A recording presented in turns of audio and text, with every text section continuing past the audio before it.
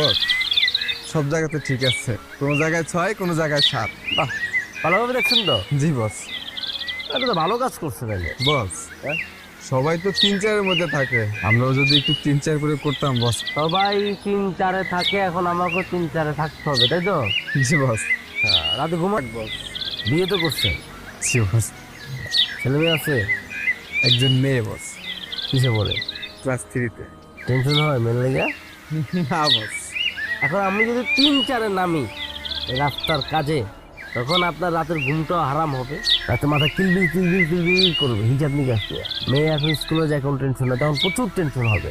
কারণ কি জানেন, মেয়ে যে রোডটা দিয়ে স্কুলে যাবে, আপনি সে রোডটাকে ঠগাইতেছে। রোড যখন ঠকবে তখন রোড লোড নিতে পারবে না, আর লোড না নিয়ে কি হবে, রাস্তা কোনো এক সময় আমাদেরকে ঠগাবে, দেখেছে আপনাকে ঠগাই দিচ্ছে। বুঝতে পারছেন ক্লিয়ার ব্যাপারটা?